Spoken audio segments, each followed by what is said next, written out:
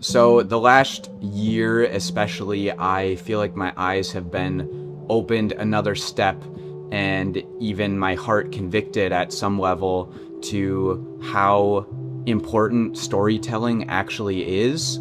And also like what storytelling actually does for us as humans. Editor Spencer here, just realizing I'm posting this video before others that maybe explain what I'm doing a little more. So just so it's not fully random, this is just a video of what I'm thinking about and what's in my head lately. And some of these I've been doing just voice notes or BTS talkovers or whatever.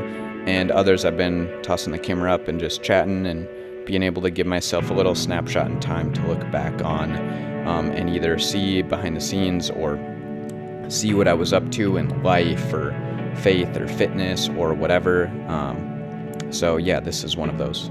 And as someone who works in production and marketing and film and all of these different types of videos that I've been behind the scenes making, the word storytelling gets thrown around all the time. Obviously, it's going to get thrown around in movies or longer stories, but it gets thrown around on social media with people making short form and people making event recaps and all of these different things. People, especially in the video production industry, throw around the word storytelling. It's got to have a good story. What's the story? And I think we can get a little numb to it.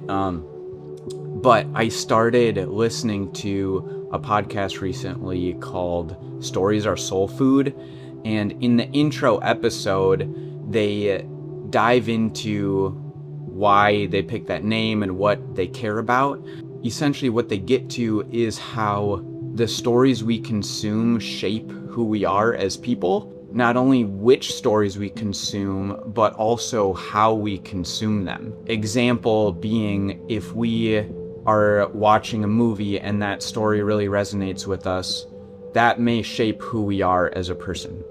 That's something that I feel like happens to me more and more as time goes on. I love movies. I feel like each year that goes by, I love movies more, and that's part of why I feel like I'm thinking about it more.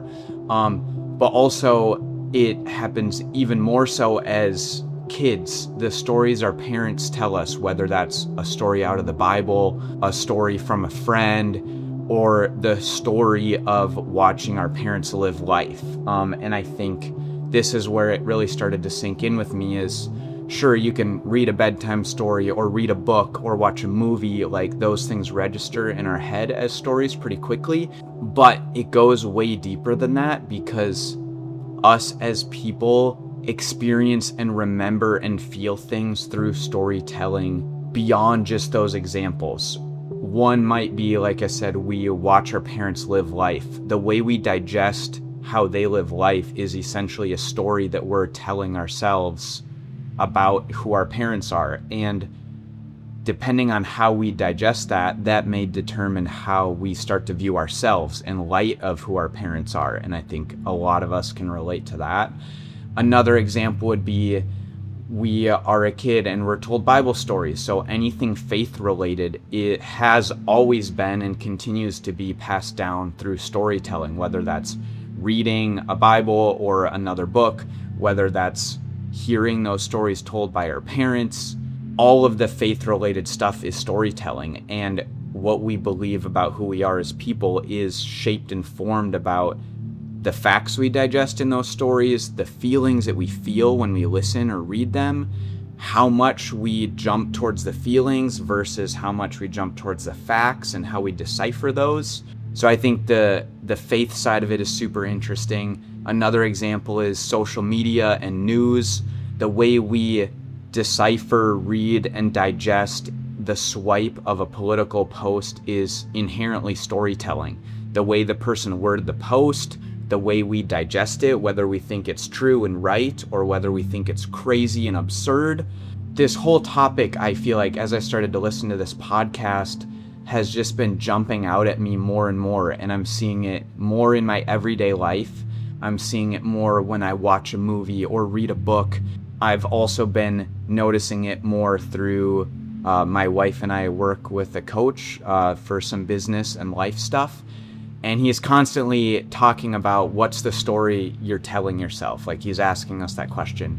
And it's just been another example of, I might experience something in life, something that happens to me, and we'll talk about it in a meeting, in a coaching meeting, and our coach is like, what if that story that you're telling yourself actually happened for you instead of to you? Like, what if this thing that happened was good for you? Like, how can we change how we're digesting the story in a way that's actually resourceful to us as humans? And that doesn't mean we need to like lie to ourselves and pretend something is what it isn't. Like, there's still wisdom in how we do that.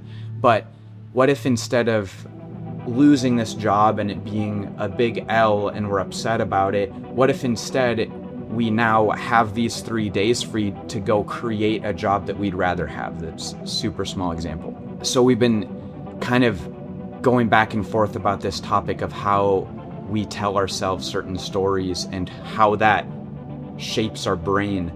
Another spot I've been seeing this is in this book I'm almost done with, called You Are What You Love by James Smith.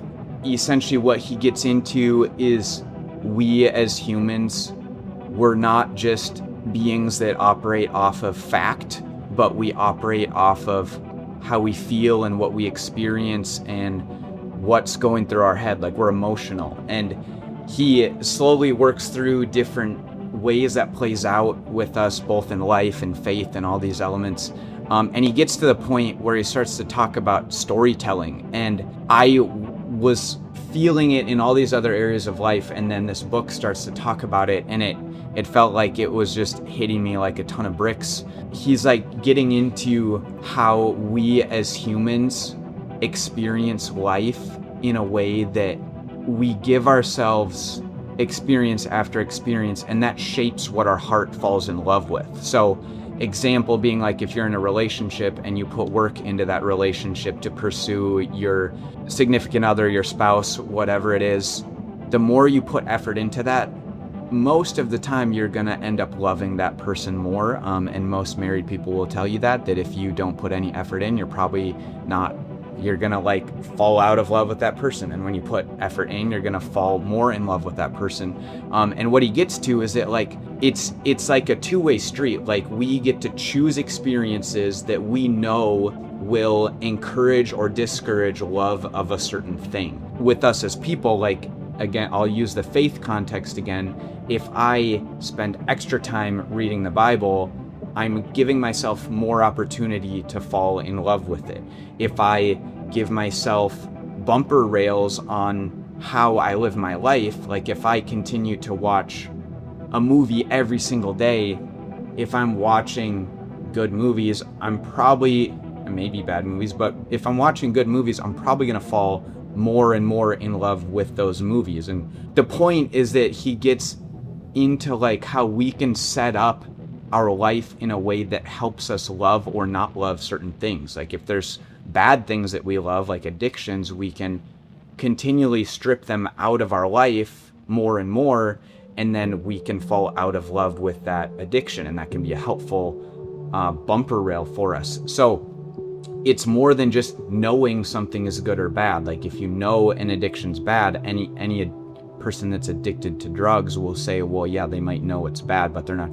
That head knowledge doesn't instantly mean that they can just quit the thing, like smoking or whatever it be. It's a mix of experiences, and there's some science and brain chemistry that goes into all of it. The formation of what we love and who we are, held up by the experiences we give ourselves, and part of that is storytelling. So we continually tell ourselves something is good, something is good, something is good, we're going to fall more in love with it. We continue to tell ourselves something's bad, we're going to hate it, we're going to envy it. That story is going to build.